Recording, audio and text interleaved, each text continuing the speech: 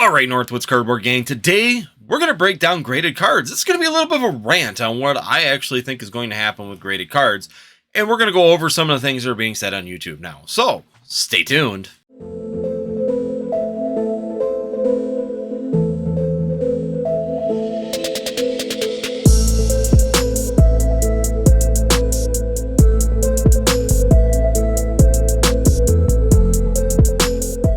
Alright guys, I'm Eddie with Northwoods TCG, and before we get into the video, consider hitting that subscribe if you're new here. Also, hit that notify so you know when we're doing new videos talking about the Pokemon market, your business, and also talking about investment here in the Pokemon TCG.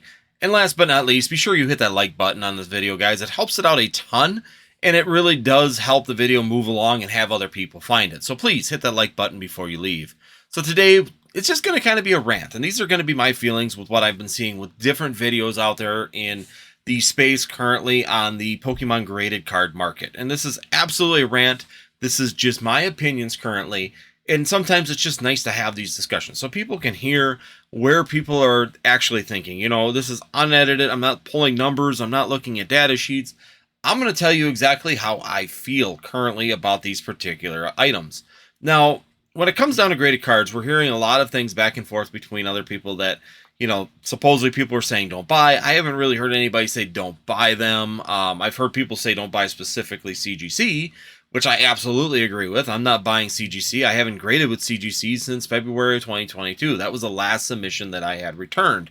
So I don't even use CGC currently just because of the change in their grading scale. The overall seems to be just going for that magazine covers. They will just do some really weird things. They don't give both sides of stories in their articles. They do a lot of really weird things. And to me, it's just not a company that I would personally like to associate with. That's just me personally. If you like CGC, continue to use CGC. All the more power to you. That's just my position on CGC right now. And then, of course, this whole slab issue. If someone can successfully reseal one of those and actually make it look good, then I'm going to be really scared for the overall market when it comes down to CGC. Now, do I think that you should no longer purchase graded cards? No. Nowhere in anything that I've said you should stop purchasing graded cards. Do I think that in 2024 we could see a slight slump in graded card sales overall on eBay and other sales places? I think it could possibly happen. And the major reason being is that I think people are going to lose consumer confidence in a place like CGC. And CGC sales are actually quite a bit on eBay. There's a lot of sales of both PSA and CGC on eBay and a lot of the other side stores. Beckett has got a fair number too, but nowhere near those two. PSA is, of course, king in general. But the bigger problem that I have is that you're not going to see a big change on that middle ground, what I want to call the low-end slab sales. So when you're looking at slabs that are like under $250, those are really your low-end slab sales. And people, those aren't impulse, those are going to be impulse buys. They're done really quickly. People don't really care. You're just buying something to maybe finish a collection piece, or it's a card you specifically want. You might be cracking it out of that slab because you don't care about the plastic. There's a lot of those sales also. And there's a lot of things that happen with those low-grade slabs that just, they disappear sometimes. They reappear. People rotate them. They put them in mystery products. They're constantly doing them on TikTok, on YouTube, on whatnot. These slabs are just always in circulation. They're always spinning around and going different places. And I've always wondered how many of them slabs, once again, it's kind of like booster boxes. How many times are we reselling the same slab? Just like booster boxes, how many times are you rotating the same slabs? Someone gets them on a mystery pack, they don't like it, they sell it on eBay just to get rid of it, and then it goes and the mystery guy buys it, and it keeps doing this figure eight around the world on where it's going and who's purchasing it. And it really never settles. It's just being resold, and all over the place. And how much value there is if you were to look at the number of times that card's been sold. It'd be really interesting. But in general, these low item slabs are just always in flux. They're moving all over the place. And those are also where I see like the surface, what I call surface buyers when it comes to graded slabs. And this is what I've seen selling at tables and being at sales for, you know, collecticons and all those kind of events where they have card trade shows and all these things like that where they have tables out and they're selling slabs. To be honest with you and 100% right with you, only about 10% of people actually care what the slab is. That's my feeling, and that's what I've personally seen. Typically, when you're sitting at a table and you're selling slabs and you're trying to actually put stuff out there that you're trying to get inventory rotated through, most people don't care. As long as it's got a 10 on it, GMA will sell as much as CGC, as much as PSA. They all sell pretty consistently. You really will have people that come in that are looking for those really specific high-end slabs, that are looking for that PSA 10 in this specific card. But those are people that are farther down the rabbit hole. Most people are surface people. They are just looking for that piece of plastic in the card they like. Sometimes they're not even looking for a specific card. They just walk by and they see a Pokemon card that they like and they buy it just because it's in a slab. Well, that's a 10 and it's here, so I'm going to buy it. It's cool. It's a card I like. This is a really cool artwork, so I'm going to take this home. That is a very common thing for my sales and for sales I've seen at other tables. Now, there is a 10% portion of people that I would say are further down the rabbit hole. And those are the people that are probably watching this video currently and interested in this particular item or this particular part of the Pokemon TCG. This 10% of people are very, very specific on what they want. They are specifically collecting a specific card, a type, a Pokemon, a PSA 10. They are specifically buying something. They're further down the rabbit hole. They are already crossing down where they're buying more high-end slabs. They're no longer doing the impulse buys. They're actually specifically going for an exact thing, and they're really thinking about it. And they're checking numbers. They're pulling.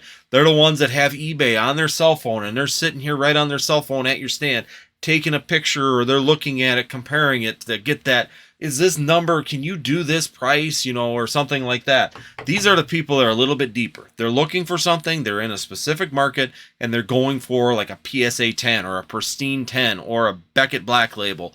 So you get a little bit further down that rabbit hole, and there's a few people in there. There's another grouping in there. Really, the top 2%. I want to say there's probably 2% of people in the graded card market. Overall, on this, I'm talking in this rant. Now, this is just, there's no backing to this. This is just my feelings. And this is me visually watching what we're doing in the market, how much of the market is actually watching videos like this. There's probably about 2% that are going for what I would consider high-end slabs. And those are slabs that are probably $2,500 or more. So you have a very, very small population of people that are really chasing those very high-end, very specific slabs.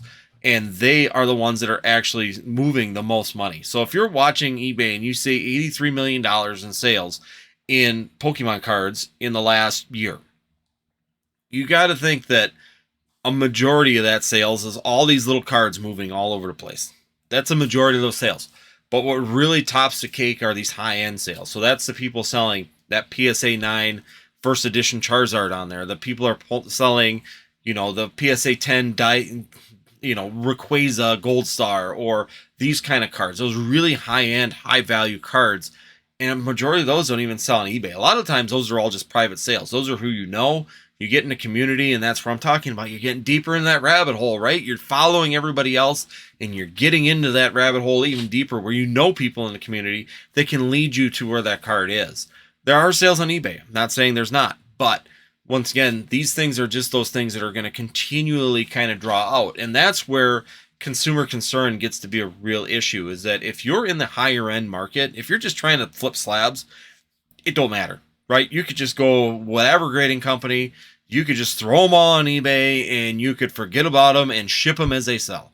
You're not concerned about the overall long-term longevity of your collection. You're not really concerned about the overall long-term longevity of your investment. You're more looking at just making money, and then it doesn't matter. Go ahead, grade wherever you want. It doesn't make a difference. There'll always be those sales, and you'll always continue to have consistent sales on that. You can go and try and get that high-end card that's coming out. So a Charizard's being released, and you go and try and get it graded immediately. You do the express. You try and sell it at a high-end value that it is today at like $300 when it's first released. And then you try and do that race to the bottom.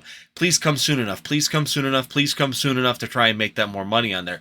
There's always going to be that market, guys. That is not going away. That's always something that happens. There are those people that want to be the first one to buy one someplace, and they're willing to pay that premium because you were the first one to the market with it or the second one to the market with it. And that'll always be one of those things that we're rotating through. And there's no concern with that. It's those high-end things. Are those high-end cards. So if you're getting into Gold Star Flareons, Gold Star Pikachus, Gold Star, Mews. You're going after the first edition sets of Blastoise, Venusaur, and Charizard. You're getting into first edition Lugias, Neo, and all these other really high-end holos that are out there. Are you going to have enough consumer confidence that your investment in your collection is going to hold value when you're actually looking at a CGC card or a PSA card? Am I going to stop buying CGC? Yes. Am I going to stop grading CGC? Yes. Am I going to sit there and take a chance that someone cracked a slab, maybe from an unknown buyer or a low-end buyer, that someone possibly may have cracked that slab, pulled out that first edition Charizard out of there, that PSA 9, and stuck in a PSA 7 and found a way to reseal that slab for CGC? No, I'm not going to take those risks. It's just not worth it. And that's where consumer, worry and consumer concerns really start to pile up on a company, to where your low end stuff don't matter because nobody's really looking at the name on it. They don't care. They just want a 10. But the deeper you go in the rabbit hole, the more that those people start to, who are analyzing data and looking at, watching these videos and seeing this stuff happen continuously, watching their investment in their collection to see if it's gaining value over time. Those are the people that you're going to lose that consumer trust and that value of those particular items. And then CGC is going to sell at a much lower price than PSA, which it already is. And that gap on some items is starting to widen. We're starting to see CGC peel back while PSAs are still moving forward. And that is the consumer concern part of it as you get into those higher end cards, as things move up, and as the pricing of these cards continue to go up. If you have a high end card now that's valued at around $120, is it going to keep up with PSA at the same growth rate as Beckett, as any of the other grading companies, or is CGC almost going to stagnate or fall back while the other grading companies continue to move forward because they have more consumer trust? The people that are buying specific cards at specific grades are willing to buy a PSA because they know that it probably hasn't been tampered with. There's no good way currently to open a PSA slab without signs of tampering. Same thing with Beckett. There's really no good way. You can see the frosting. You can see the cracks. Nothing really comes out cleanly, but a CGC you can. And that's where I'm saying, then that's where I think that the confusion's coming. Nobody right now that I've heard in any of my circle, any of the people that I watch, are saying, don't buy graded cards, that there's no value in graded cards. I know people are still grading consistently. I'm not grading as heavy. I've switched my focus into other directions, and I've even said that at the end of the year and the beginning of this year, is that my focus is switched and gone a different way when it comes down to the overall market and where I want to be placing my money. So grading hasn't really been a high priority for myself. Have I graded stuff in 2023? Absolutely. I had a damaged Lugia come back. Now, I could have gotten a refund for that, I'm sure, because the intake picture didn't have it. But as we've seen with other places, especially like Java Acom, definitely showed that they're going to make it so you can't talk about it. And that damage must go away in order for them to give you your return on that. And I'm just not willing to do that either. To me, if I can't talk about it, then there's no point, right? It's not that big of an investment. It's not like I lost thousands of dollars. I maybe lost from a PSA 10 to the 8 it gave me because of the damage that wasn't there in the intake picture. Yeah, that lost probably $150. But losing my voice and my ability to talk about it has more value to me than that $150 on a Lugia. So I got a cool binder collection. It is what it is. It's not a big deal to me. It's not like I was looking for maximum return on that. I was looking for the 10 just for my own personal collection anyways. So once again, these are just things that I want to talk about, and these are just things I want to get off my chest. When it comes down, I've been watching a lot of videos, and there's always this bipartisan thing, and it's just the culture currently in the United States and the world is we create this bipartisan, you're either on this side of the fence or you're on this side of the fence. And I'm nowhere near telling you to stop buying PSA graded cards. I think that there's great value. There's great ways to flip these things. You can buy some CGC slabs and flip them. You can buy them sometimes on PWCC and flip them on eBay and make 3 times profit on them just because nobody was looking at them at PWCC and people are looking for them on eBay. It's the same thing with single and sealed product, right? You can almost buy sometimes from TCG Player and go sell on eBay and make profit just by moving from one side to the other. So these are all things that will continue to happen. I think that value is still there. There's still those plays where you could find a good graded card or a good opportunity for a graded card, and you can flip it out of the market by doing the grading process and getting it back and doing that.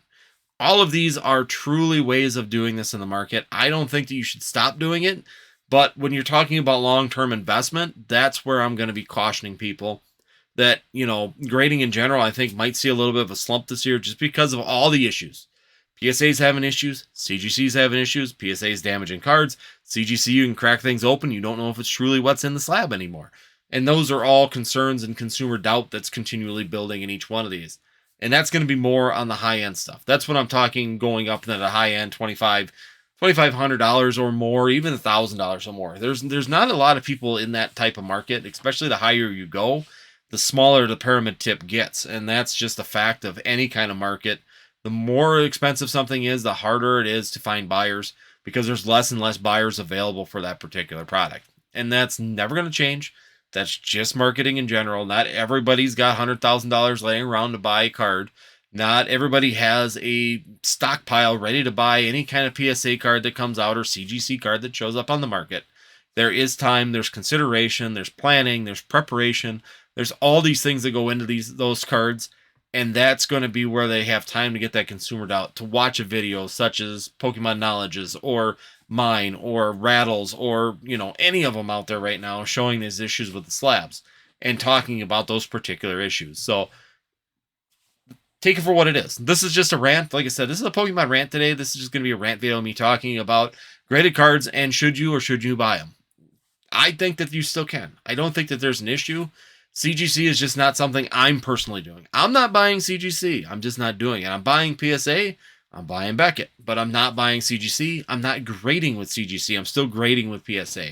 I have confidence in PSA, even though they damaged a couple cards of mine. They damaged other people's cards, that they'll correct that situation.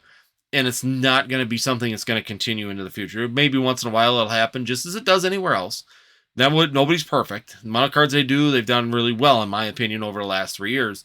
But there's always going to be them small oopses and things like that do get out, like the mislabeled 10 for the Crystal Charizard. That was a good one too. But it's the matter of, can you correct those problems, get back that public image, and have confidence in your customer that you're going to do well.